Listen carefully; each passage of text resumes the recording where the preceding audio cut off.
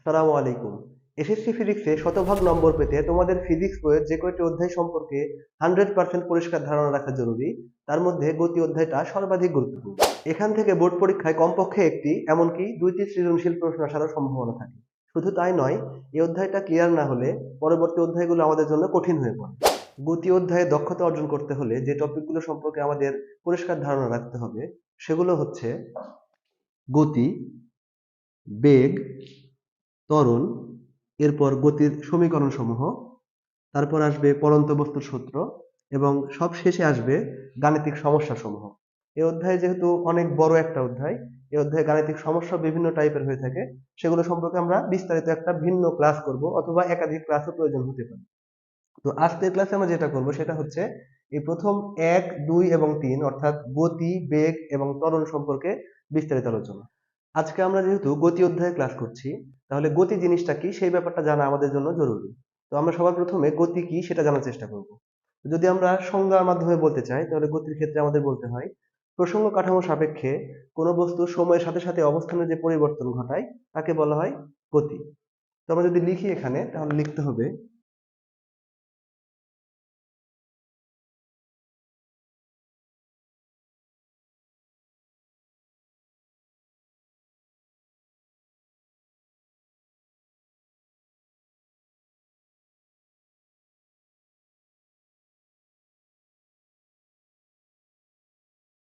আমরা বুঝতে পারছি যদি কোনো প্রসঙ্গ কাঠামো সাপেক্ষে কোনো বস্তু সময়ের সাথে সাথে অবস্থানের পরিবর্তন ঘটায় তাকে গতি বলে।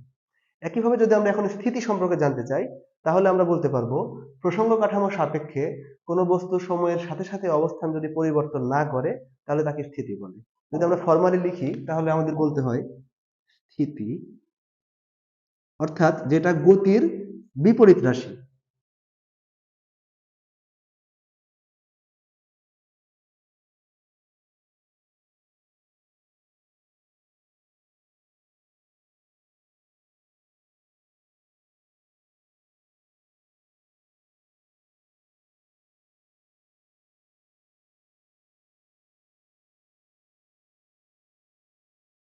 তাহলে আমরা এখান থেকে বুঝতে পারলাম যে স্থিতি আসলে প্রকৃতপক্ষে গতির বিপরীত রাশি।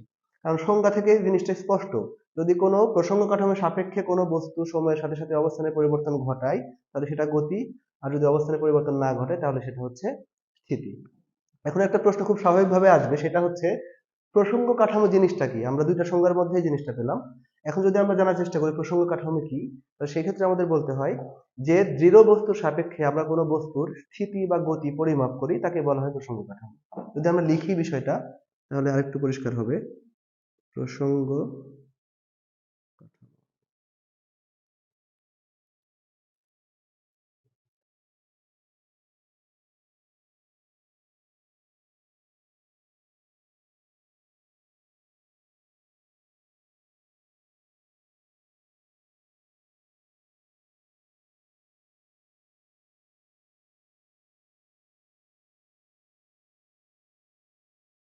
ওকে, তাহলে যে দৃঢ় বস্তুর সাপেক্ষে আমরা কোনো বস্তুর গতি বা স্থিতি পরিমাপ করি তাকে প্রসঙ্গ কাঠামো বলে।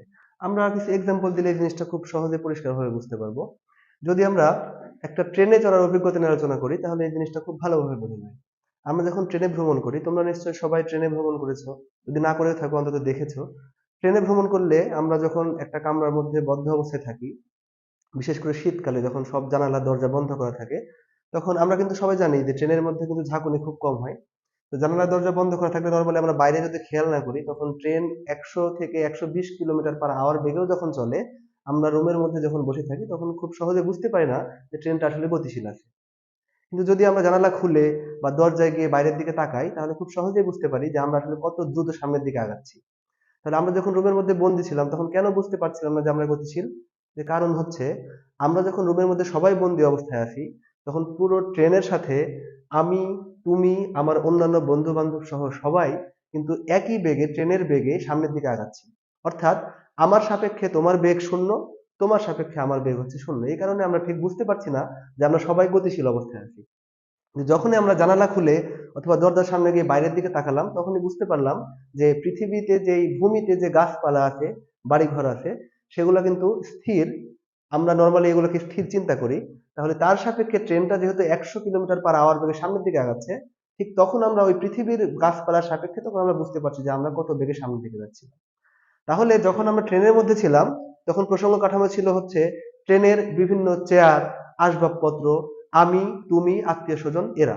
তো যেহেতু আমরা একে অপরের সাপেক্ষে কোনো রকম গতিশীল অবস্থায় ছিলাম না, এজন্য আমরা নিজেদেরকে স্থির মনে করেছিলাম। আমরা নর্মালি হাঁটাচলা করছিলাম, খাওয়া দাওয়া করছিলাম, ইভেন খেলাধুলা করতে পারছি, এমনকি আড্ডাও দিতে পারছিলাম। কিন্তু যখনই আমরা দরজায় গেলাম বা জানালার দিকে খেয়াল করলাম, তখনই দেখতে পেলাম যে পৃথিবীর ওই গাছপালা, বাড়ি ঘরের সাপেক্ষে আমরা অনেক দ্রুত সামনের দিকে আগাচ্ছি। তখন আর নিজেদেরকে স্থির বলে মনে হয় না।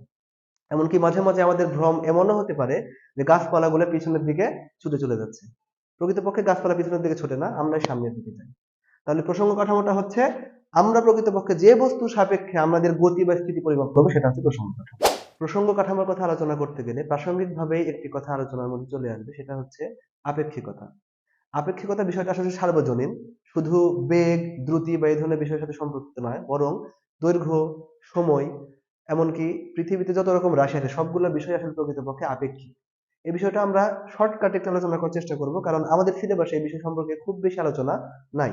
ওকে, তাহলে একটু বোঝার চেষ্টা করি আমরা যে আপেক্ষিকতা বিষয়টা কি। যদি আমরা ছোট্ট একটা উদাহরণ দিই, খুব সহজে বিষয়টা তোমরা বুঝতে পারবা। দেখো, এখানে যদি আমরা একটা রেখা অঙ্কন করি, যার নাম আমি দিলাম এ বি, এটা আঁকার পরে যদি তোমাদেরকে জিজ্ঞাসা করা হয় এই রেখাটা বড় নাকি ছোট, তাহলে স্পেসিফিক কোনো উত্তর দেওয়া আসলে সম্ভব না। 10 জনকে জিজ্ঞাসা করলে হয়তো 5 জন বলবে এটা ছোট, আবার 5 জন হয়তো বলবে এটা বড়। তাহলে স্পেসিফিক কেন উত্তর হচ্ছে না? এটার কারণ হচ্ছে আমরা এই রেখাটা বড় নাকি ছোট সেটা পরিমাপ করার জন্য কোনো প্রসঙ্গ কাঠামো পাচ্ছি না। এখন যদি আমি এখানে আরেকটা রেখা আঁকি যার নাম সিডি, এবং এই রেখাটা পরিষ্কারভাবেই এবি রেখার চেয়ে বড়, এখন যদি তোমাকে জিজ্ঞাসা করা হয় এবি রেখাটি বড় নাকি ছোট, তাহলে তুমি যখন এটা পাশে দেখবা তখন তোমার কাছে খুব সহজে উত্তর দেওয়া যাবে, তুমি দিতে পারবা সেটা হচ্ছে এবি রেখাটা ছোট একটা রেখা। আবার যদি আমি এখানে একটা আরো ছোট একটা রেখা আঁকি যার নাম আমি ধরে দিলাম পি কিউ, এরপর যদি তোমাকে আমি জিজ্ঞাসা করি এবি রেখাটা বড় নাকি ছোট, তখন তুমি কিন্তু বলবা এবি রেখাটা বড়, কারণ তখন একটা ক্ষুদ্রতর প্রসঙ্গ কাঠামোর সাপেক্ষে তুমি এবিটাকে বিবেচনা করবে। এই জন্য তোমার কাছে মনে হবে এবি রেখাটা একটি বড় রেখা। তাহলে আমরা যদি কোনো কিছুর দৈর্ঘ্য পরিমাপ করি, সেই ক্ষেত্রে সেটা বড় নাকি ছোট সেটা বলার জন্য কিন্তু একটা প্রসঙ্গ কাঠামো বা স্ট্যান্ডার্ডের দরকার হচ্ছে। তো এই ব্যাপারটা আসলে প্রকৃতপক্ষে পৃথিবীর প্রায় সকল রাশির ক্ষেত্রে প্রযোজ্য, এমনকি সময়ের ক্ষেত্রে বিষয়টা প্রযোজ্য। মহাবিশ্বের সকল জায়গায় সময় কিন্তু একই বেগে চলে না। তো এই বিষয় নিয়ে আমরা বিস্তারিত এখানে বলবো না, কারণ আমাদের সিলেবাসে এই সম্পর্কে খুব একটা আলোচনা নাই। তো আমরা এইখানে যদি আমরা বেগ বা দ্রুতি নিয়ে কথা বলতে চাই বা গতি নিয়ে কথা বলতে চাই, তাহলে সেই ক্ষেত্রে আমরা উদাহরণটা রেলের মধ্যে যে ব্যাপারটা আমরা বলেছিলাম তার মধ্যে মিলাইতে পারি। যে ট্রেনের মধ্যে যে বস্তুগুলো ছিল, চেয়ার, তারপর ট্রেনের যে বিভিন্ন আহ যে যন্ত্রপাতিগুলো ছিল, প্লাস হচ্ছে মানুষজন যারা যাত্রীরা ছিল, তাদের সবার সাপেক্ষে যখন আমরা নিজেদের গতি মাপছিলাম, তখন যেহেতু সবাই একই বেগে সামনের দিকে আগাচ্ছিল, আমরা নিজেদের গতিটাকে ফিল করতে পারিনি।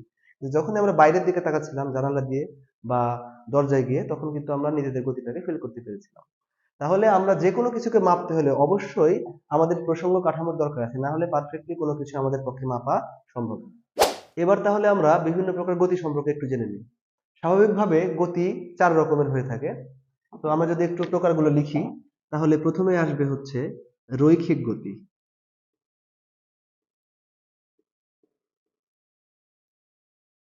তারপর আসে চলন গতি, এরপর আসবে ঘূর্ণন গতি, এবং সবশেষে আসবে পর্যাবৃত্ত গতি। ওকে, এছাড়াও আরেকটা বিশেষ প্রকারের গতি আছে যেটাকে আমরা সরল স্পন্দন গতি নামে চিনি। সেই গতিটা পর্যাবৃত্ত গতির একটা প্রকার। এটা সম্পর্কে আমরা সর্বশেষে আলোচনা করবো ইনশাআল্লাহ। ওকে, তো আমরা একটা রৈখিক গতি কি সেটা জানার চেষ্টা করি। রৈখিক গতি হচ্ছে যদি কোনো বস্তু একটি সরল রেখা বরাবর চলে, তাহলে সেই বস্তুর গতিকে রৈখিক গতি বলা হয়। যেমন যদি আমরা একটি সরল রেখা এখানে আঁকি, আমরা যদি এটার নামকরণ করি এ বি, তাহলে কোনো বস্তু যদি সোজা পথে একদম এ থেকে বি তে যায়, তাহলে সেই বস্তুর গতিটাকে আমরা রৈখিক গতি বলবো। ঠিক আছে, এরপর যদি আমরা চলন গতি সম্পর্কে বলতে চাই, তাহলে চলন গতির ক্ষেত্রে আমাদের বলতে হয় যদি কোনো বস্তু সরল পথ হোক বা বাঁকা পথ হোক, তার প্রত্যেকটা বিন্দু সহ একই বেগে সামনের দিকে আগায়, তাহলে তার গতিকে আমরা বলবো চলন গতি। অর্থাৎ একটা বস্তু যদি আমরা ডাস্টারটা চিন্তা করি, তাহলে এই ডাস্টারকে যদি আমরা এখান থেকে ফোর্স দিয়ে সামনের দিকে আগানোর চেষ্টা করি, সেই ক্ষেত্রে ডাস্টারের মধ্যকার প্রত্যেকটা বিন্দু একই সাথে একই বেগে সামনের দিকে আগাচ্ছে। এমন হচ্ছে না যে ডাস্টারের কিছু অংশ সামনের দিকে যাচ্ছে, কিছু অংশ পিছনে আসছে। এমনটা হলে সেটাকে আমরা চলন গতি বলতে পারতাম না। চলন গতি নয় এমন একটা উদাহরণ দিই, তাহলে আমরা খুব সহজে জিনিসটা বুঝতে পারবো। আমরা যখন হাঁটাচলা করি, তখন আমাদের হাত পা দেখা যায় যে বাম হাত যখন সামনের দিকে যাচ্ছে তখন ডান হাত পিছনে, আবার বাম পা যখন সামনে ডান পাটা পিছনে। অর্থাৎ সবগুলো হাত এবং পা একই সাথে সামনের দিকে আগাচ্ছে না, আবার একই সাথে পিছনের দিকেও আসছে না। তাহলে এই ক্ষেত্রে আমরা বলতে পারি যে আমাদের শরীরের প্রত্যেকটা বিন্দু একই সাথে একই দিকে আগায় না। এক্ষেত্রে আমাদের চলাচলের গতিটাকে আমরা চলন গতি বলতে পারবো না। ওকে, এরপর যদি আমরা ঘূর্ণন গতি বলতে চাই, তাহলে সেক্ষেত্রে বলতে হবে একটি নির্দিষ্ট বিন্দুকে কেন্দ্র করে যদি কোনো বস্তু ঘুরতে থাকে, অর্থাৎ একটা নির্দিষ্ট অক্ষের উপরে ঘুরতে থাকে, সেটাকে আমরা ঘূর্ণন গতি বলতে পারি। এক্ষেত্রে উদাহরণ হিসেবে আমরা বলতে পারি ফ্যানের গতি, উদাহরণ হিসেবে আমরা বলতে পারি ঘড়ির গতি, ঘড়ির কাঁটার গতি অ্যাকচুয়ালি, যে ঘড়ির কাঁটার ক্ষেত্রে বা ফ্যানের ক্ষেত্রে একটা নির্দিষ্ট বিন্দুকে কেন্দ্র করে ঘড়ির কাঁটাটা বা ফ্যানের পাখাটা একই দিক থেকে ঘুরতে থাকে। ঠিক আছে, তাহলে পর্যাবৃত্ত গতি কি? পর্যাবৃত্ত গতির বেলায় বলতে হয় যদি কোনো নির্দিষ্ট বিন্দুকে কেন্দ্র করে একটি বস্তু একই দিক থেকে একই সময় পর পর একটা নির্দিষ্ট বিন্দুকে অতিক্রম করে, তাহলে তাকে বলা হবে পর্যাবৃত্ত গতি। অর্থাৎ আমি যদি এটার উদাহরণ দিই, আমি এটা একটু ডিটেইলে বলতে চাচ্ছি কারণ এটা একটু গুরুত্বপূর্ণ টপিক। এই ক্ষেত্রে যদি আমরা বুঝাই, একটা ঘড়ির মাধ্যমে যদি বুঝাইতে চাই, আমরা একটা ঘড়ি আঁকার চেষ্টা করি। এখানে ঘড়িতে নরমালি এরকম ভাবে লেখা থাকে।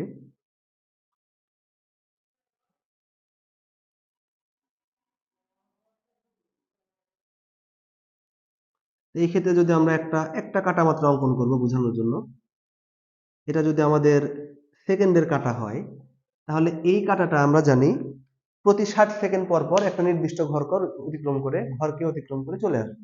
মানে এই কাটাটা যদি এই মুহূর্তে 12-র ঘরে থাকে, যদি এটা এই বরাবর না থেকে একদম সোজা 12-র ঘরে থাকতো, তাহলে আবার এই পুরো ঘড়িটা ঘুরে আবার 12-র ঘরে আসতে এটার জন্য 60 সেকেন্ড সময় লাগে। তাহলে আমরা দেখতে পাচ্ছি যে একটা নির্দিষ্ট বিন্দুকে এই কাঁটাটা একটা নির্দিষ্ট সময় পর পর একই দিক থেকে অতিক্রম করছে। প্রত্যেকবারই এই কাঁটাটা এইভাবে অতিক্রম করবে এবং 60 সেকেন্ড পর পরই 12-র ঘরটাকে অতিক্রম করবে। তাহলে যেহেতু একই বিন্দুকে একই দিক থেকে একটা নির্দিষ্ট সময় পর পরে ঘড়ির কাঁটাটা অতিক্রম করছে, সুতরাং এটাকে আমরা পর্যাবৃত্ত গতি বলতে পারি। এছাড়া ফ্যানের গতিকে আমরা পর্যাবৃত্ত গতি বলতে পারবো যদি ফ্যানটা সবসময় একই বেগে ঘুরে। সেই ক্ষেত্রে পাখাটা একটা নির্দিষ্ট বিন্দুকে একই সময় পর পর একই দিক থেকে অতিক্রম করে। এবারে আমরা পর্যাবৃত্ত গতিতে বিশেষ রূপের কথা বলেছিলাম, সরল স্পন্দন গতি, সেই গতি সম্পর্কে একটু জানার চেষ্টা করব। সরল স্পন্দন গতির ক্ষেত্রে আমাদের যেটা বলতে বলতে হবে সেটা হচ্ছে, পর্যাবৃত্ত গতিতে আমরা যেমন বলেছিলাম যদি কোনো বস্তু একই দিক থেকে একই সময় পর পর একটা নির্দিষ্ট বিন্দু অতিক্রম করে তাকে পর্যাবৃত্ত গতি বলে। এই ক্ষেত্রে স্পন্দন গতির ক্ষেত্রে বিষয়টা এরকমই, তবে এখানে পার্থক্যটা হচ্ছে যদি কোনো বস্তু তার পর্যায়কালের অর্ধেক সময় একদিকে এবং বাকি অর্ধেক সময় তার বিপরীত দিকে অতিক্রম করে, তাহলে তাকে বলা হবে সরল স্পন্দন গতি। যেমন যদি আমরা একটা সরল দোলক চিন্তা করি, সরল দোলক যদি আমরা চিন্তা করি, তাহলে এই দোলকটাকে যদি মুক্তভাবে দুলতে দেওয়া হয়, মানে যদি আমরা এই পাশে এই পরিমাণ হাইটে তুলে ছেড়ে দিই, এবং তাহলে এই বস্তুটা, এই দোলকটা আমাদের এই পাশে এই পরিমাণ হাইট পর্যন্ত পৌঁছাতে পারে। এই ক্ষেত্রে আমরা দেখতে পাচ্ছি এই দোলকটা কিছু সময় এই দিকে যাচ্ছে এবং তার বাকি অর্ধেক সময় তার বিপরীত দিকে যাচ্ছে। এবং এই ক্ষেত্রেও এই দোলকটা, আমাদের এখানে যে ববটা আছে, এই ববটা একটা নির্দিষ্ট সময় পর পর একটা নির্দিষ্ট বিন্দুকে একই দিক থেকে অতিক্রম করতে থাকবে। তাহলে যেহেতু এই বস্তুটা, এই ববটা বা সরল দোলকের ক্ষেত্রে আমরা বেগটা দেখতে পাচ্ছি যে একটা নির্দিষ্ট সময় পর পর একটা নির্দিষ্ট বিন্দুকে একই দিক থেকে অতিক্রম করছে এবং তার পর্যায়কালের অর্ধেক সময় একদিকে এবং বাকি অর্ধেক সময় তার বিপরীত দিকে অতিক্রম করছে, সুতরাং এই ক্ষেত্রে এই গতিটাকে আমরা বলতে পারবো সরল স্পন্দন। এবার গতি অধ্যায়ের গুরুত্বপূর্ণ এবং মূল কিছু বিষয় নিয়ে আমাদের আলোচনা করতে হবে, যেমন দূরত্ব, বেগ, দ্রুতি ইত্যাদি বিষয় নিয়ে। তো এগুলো নিয়ে কথা বলার আগে আমাদের যে জিনিসটা জানতে হবে সেটা হচ্ছে রাশি দিক ভেদে দুই রকম হতে পারে, একটা হচ্ছে স্কেলার রাশি আর একটা হচ্ছে ভেক্টর রাশি। আমরা শর্টকাটে একটু জেনে নেব স্কেলার ও ভেক্টর রাশি আসলে কি।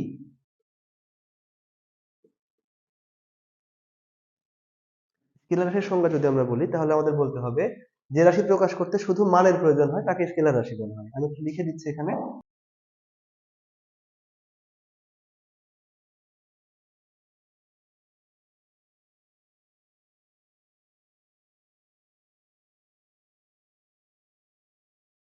আর যদি ভেক্টর রাশি পরিচয় দিতে চাই তাহলে বলতে হবে যে রাশি প্রকাশ করতে মান এবং দিক উভয়েরই প্রয়োজন হয় তাকে ভেক্টর রাশি বলা হয়। ভেক্টর রাশি।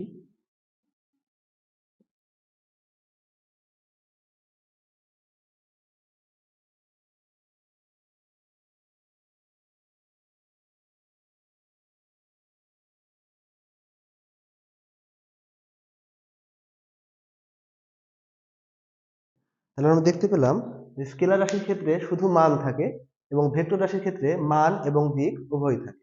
যদি আমরা উদাহরণ দিই তাহলে জিনিসটা একটু স্পষ্ট হবে। যদি আমরা দূরত্ব এবং সরণ এই দুটার সাথে তোমরা সবাই মোটামুটি পরিচিত, যদি আমরা এই দুইটা জিনিস দিয়ে উদাহরণ দিই তাহলে আমরা ভেক্টর রাশি এবং স্কেলার রাশি খুব ক্লিয়ারলি বুঝতে পারবো। ধরো একজন ব্যক্তি এ বিন্দু থেকে বি তে যাবে। এই ক্ষেত্রে দুইটা রাস্তা আছে। একটা রাস্তা এভাবে চারিদিক থেকে ঘুরে ফিরে এভাবে এসে বি তে পৌঁছেছে, আরেকটা রাস্তা সোজা এ থেকে বি তে গেছে, এ থেকে বি তে গেছে। ওকে, তাহলে একজন লোক এই এ থেকে বাঁকা পথে ঘুরে ঘুরে ঘুরে ঘুরে বি তে পৌঁছালো, আরেকজন লোক সোজা এ থেকে বি তে গেল। এই ক্ষেত্রে দুইটা লোকই কিন্তু বি তে পৌঁছাইছে।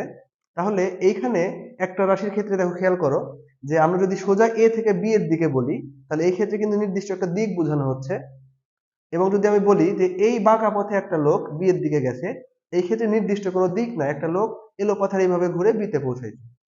তাহলে যেহেতু এই এলো পাথারি ভাবে ঘুরে এই লোকটা বি তে পৌঁছাইছে, এই ক্ষেত্রে নির্দিষ্ট কোনো দিক থাকছে না, সুতরাং এটা হচ্ছে স্কেলার পরিমাপ। আর যদি সোজা এ থেকে বি এর দিকে একটা লোক অতিক্রম করে সেই ক্ষেত্রে এটা যেহেতু নির্দিষ্ট দিক থাকছে এটাকে বলতে হবে ভেক্টর পরিমাপ। তো স্কেলার যে পরিমাপ সেটাকে আমরা বলে থাকি দূরত্ব, আর যেটা ভেক্টর পরিমাপ সেটাকে আমরা বলে থাকি সরণ। তাহলে আমরা বুঝতে পারছি এখানে যে এইখানে যেহেতু নির্দিষ্ট দিক ছিল না এই জন্য দূরত্ব হচ্ছে স্কেলার রাশি, আর এখানে যেহেতু নির্দিষ্ট একটা দিকে বস্তুর সরণ ঘটেছে বা ব্যক্তির সরণ ঘটেছে সুতরাং সরণ হচ্ছে একটি ভেক্টর রাশি। স্কেলার ও ভেক্টর রাশি সম্পর্কে যেহেতু আমরা মোটামুটি ধারণা একটা পেয়ে গেলাম, এবার আমরা তাহলে দূরত্ব, বেগ, সরণ, দ্রুতি ইত্যাদি বিষয় সম্পর্কে জানার চেষ্টা করি। যদি আমরা প্রথমেই দূরত্ব সম্পর্কে বলতে যাই তাহলে বলতে হবে দূরত্ব। ওকে,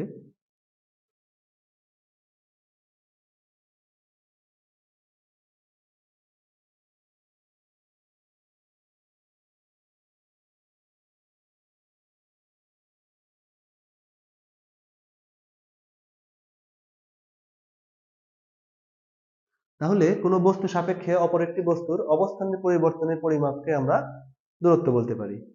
এক্ষেত্রে খেয়াল করে দেখো এখানে কিন্তু কোনো নির্দিষ্ট দিকের কথা উল্লেখ নাই, যেহেতু দূরত্ব স্কেলার রাশি সুতরাং এক্ষেত্রে নির্দিষ্ট দিক উল্লেখ থাকার কোনো কারণও নাই। ওকে, এখন যদি আমরা একটু সরণ সম্পর্কে জানি, যেটা হচ্ছে দূরত্বের মতোই কিন্তু ভেক্টর রাশি, তো সেক্ষেত্রে আমাদের বলতে হবে কোনো বস্তু সাপেক্ষে অপর একটি বস্তুর অবস্থানের পরিবর্তন যদি নির্দিষ্ট দিকে হয় তাহলে তার পরিমাণকে আমরা ভেক্টর সরণ বলতে পারি। তাহলে আমরা বলবো এখানে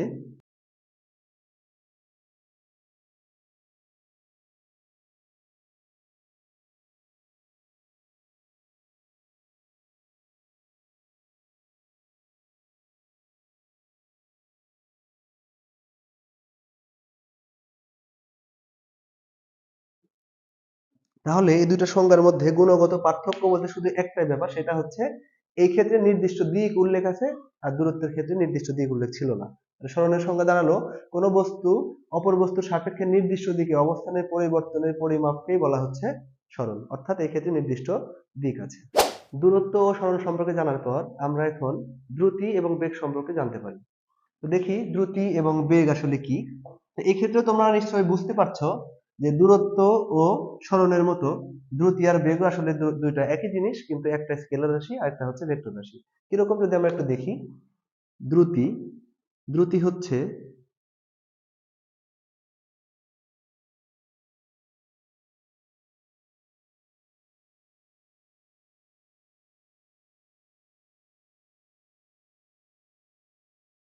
ওকে, দ্রুতির পরিচয় হচ্ছে সময়ের সাথে সাথে কোনো বস্তুর অবস্থান পরিবর্তনের হার। এখন যদি আমরা বেগ নিয়ে কথা বলতে চাই তাহলে বলতে হয় দেখো বেগ হচ্ছে ঠিক একই রকম হবে, কিন্তু যেহেতু এটা স্কেলার রাশি সেই ক্ষেত্রে নির্দিষ্ট দিকের কথা বলেছিলাম না আমরা। এবার যেহেতু বেগ একটা ভেক্টর রাশি, এক্ষেত্রে আমাদের নির্দিষ্ট দিকটা উল্লেখ করতে হবে। তাহলে আমরা বলবো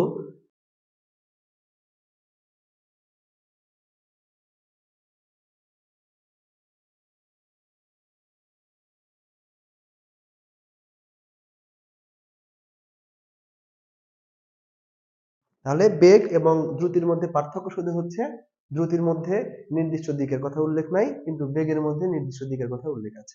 বেগকে ভি দ্বারা প্রকাশ করা হয়। যদি আমি এখানে লিখে দিই তাহলে তোমাদের জন্য বুঝতে সুবিধা হবে। বেগকে ভি দ্বারা প্রকাশ করা হয়। ওকে, এখন যদি সংজ্ঞার দিকে আমরা একটু খেয়াল করি, সময়ের সাথে নির্দিষ্ট দিকে কোনো বস্তুর অবস্থান পরিবর্তনের হারই হচ্ছে বেগ। তাহলে অবস্থান পরিবর্তনের হার, এখানে একটা জিনিস আমাদের বুঝতে হবে, যে যদি কোনো ব্যক্তি একটা নির্দিষ্ট বিন্দু এ থেকে নির্দিষ্ট বিন্দু বি তে যায় এবং এর মাঝখানের দূরত্ব যদি 100 মিটার হয়, আমি ধরে নিচ্ছি এই দূরত্বটা অতিক্রম করতে ওই লোকটার 10 সেকেন্ড সময় লাগছে। তো তাহলে ওই লোকটা 10 সেকেন্ডে 100 মিটার দূরত্ব অতিক্রম করে। তাহলে যদি আমি এখন বের করতে চাই এই লোকটা 1 সেকেন্ডে কত দূরত্ব অতিক্রম করছে, তো সেই জিনিসটা বের করা খুবই সহজ। তাহলে সেটাতে আমরা কি করতে হবে, 100 মিটারকে আমার এখানে 10 সেকেন্ডে ভাগ করতে হবে। তাহলে আমরা পেয়ে যাবো এখানে 100 কে 10 দিয়ে ভাগ করলে পাওয়া যায় 10। তাহলে এখানে মিটার পার সেকেন্ড পাওয়া যাচ্ছে এখানে। তাহলে এই জিনিসটা হচ্ছে 1 সেকেন্ডে অতিক্রান্ত দূরত্ব। তো এখানে আমরা বেগের সংজ্ঞা যেটা বলেছিলাম, সময়ের সাথে নির্দিষ্ট দিকে কোনো বস্তুর অবস্থান পরিবর্তনের হার। অবস্থান পরিবর্তনের হার মানে হচ্ছে 1 সেকেন্ডে অবস্থানের পরিবর্তন। তাহলে এখানে আমরা যখন এই সরণকে যখন সময় দিয়ে ভাগ করছি তখন কিন্তু 1 সেকেন্ডে অবস্থানের পরিবর্তনটাই পাইছি। সুতরাং এখানে যে কাজটা করা হয়েছে প্রকৃতপক্ষে সেটা হচ্ছে বেগের মান নির্ণয় করা হয়েছে। তাহলে আমরা খুব সহজেই এখান থেকে বলতে পারি যে বেগ ভি সমান হচ্ছে এস ডিভাইডেড বাই টি। মানে মোট দূরত্বকে বা সরণকে যদি আমরা সময় দিয়ে ভাগ করি তাহলে আমরা বেগ পেয়ে যাই। তাহলে ভি সমান এস ডিভাইডেড বাই টি, এটা হচ্ছে আমরা বেগের সংজ্ঞা থেকে সূত্রটা পেয়ে গেলাম। এই জিনিসটাকে যদি আমরা একটু সিম্পলিফাই করি তাহলে লিখতে পারি এস ইকুয়ালস ভিটি, যে সূত্রটা আমরা প্রচুর পরিমাণে সামনের দিকে যখন গাণিতিক সমস্যা করবো তখন দেখতে পাবো। তাহলে এটা হচ্ছে আমাদের বেগের যে সংজ্ঞাটা ছিল তার গাণিতিক রূপ, এস ইকুয়ালস ভিটি। এক্ষেত্রে আরেকটা কথা আমরা বলে রাখি, সেটা হচ্ছে স্কেলার রাশি এবং ভেক্টর রাশির মধ্যে যে মূল পার্থক্যটা সেটা তো আমরা বুঝতে পারলাম দিক। তো এই ভেক্টর রাশি সম্পর্কিত যে সমস্যাগুলো আমাদের হবে সেগুলো সমাধান করার জন্য আমরা যখন ম্যাথমেটিক্যালি আগাবো তখন ভেক্টর রাশির ক্ষেত্রে একটা জিনিস আমাদের মাথায় রাখতে হবে, সেটা হচ্ছে ভেক্টর রাশি যেহেতু নির্দিষ্ট দিক আছে তাহলে এই দিকের ক্ষেত্রে প্লাস এবং মাইনাস চিহ্ন ব্যবহার আমরা করি। যদি একটা নির্দিষ্ট দিককে আমরা ধনাত্মক মনে করি সেই ক্ষেত্রে আমরা প্লাস চিহ্ন ব্যবহার করব, আর যদি তার বিপরীত দিক থাকে উল্লেখ করার প্রয়োজন হয় কখনো সেই ক্ষেত্রে অবশ্যই সেটাতে আমরা ঋণাত্মক চিহ্ন ব্যবহার করব। আদারওয়াইজ স্কেলার রাশি আর ভেক্টর রাশির মধ্যে তেমন কোনো মেজর পার্থক্য আসলে নাই। ছোট ছোট বেসিক বিষয়গুলো নিয়ে আলোচনার পর এবার আমরা এই অধ্যায়ের সবচেয়ে মেজর যে টপিকটা আছে সেটা হচ্ছে ত্বরণ। এই ত্বরণ নিয়ে আলোচনা করতে যাচ্ছি। এটা তোমাদের খুব ভালো মতো বুঝতে হবে, না হলে এই অধ্যায়ের গাণিতিক সমস্যা সমাধানের সময় আমরা কিন্তু অনেক রকম সমস্যা ফেস করবো। তো দেখি আমরা ত্বরণ জিনিসটা আসলে কি। যদি তোমাদেরকে আমি সংজ্ঞা আকারে বলি তাহলে ত্বরণের সংজ্ঞায় আমাদের বলতে হয় যে কোনো বস্তুর একক সময়ে বেগের পরিবর্তনের হারকে বলা হয় ত্বরণ। তাহলে আমি যদি লিখি এখানে,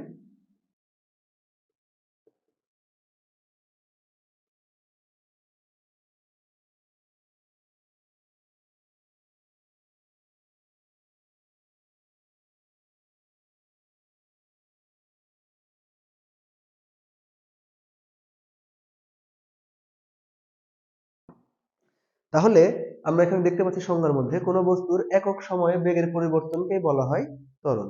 তো এই জিনিসটাকে আমরা যদি একটু ম্যাথমেটিক্যালি লেখার চেষ্টা করি তাহলে কি লিখতে হবে একটু দেখি, তাহলে ত্বরণের বিষয়টা আমরা ক্লিয়ার হতে পারবো। তাহলে আমরা বলছি একক সময়ে বেগের পরিবর্তন। তো বেগ নিয়ে অলরেডি আমরা কথা বলে ফেলেছি। তো বেগকে আমরা সাধারণত ভি দিয়ে প্রকাশ করি।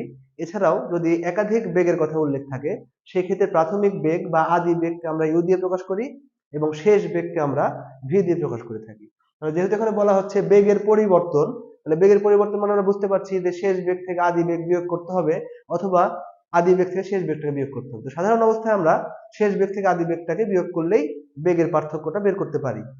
তো যেহেতু বেগের পরিবর্তন বলা হচ্ছে তাহলে বেগের পরিবর্তনকে আমরা লিখতে পারি ভি মাইনাস ইউ।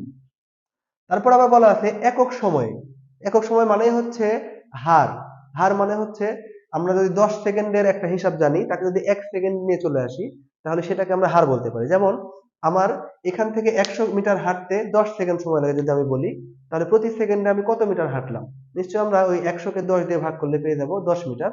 তাহলে আমার এখানে অবস্থান পরিবর্তনের হারটা হবে 10 মিটার পার সেকেন্ড, অর্থাৎ 1 সেকেন্ডের একটা হিসাব আমরা পেয়ে যাচ্ছি।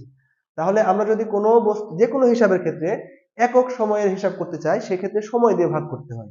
অর্থাৎ একক সময়ে বেগের পরিবর্তন মানে আমরা বুঝবো হচ্ছে V minus U divided by T.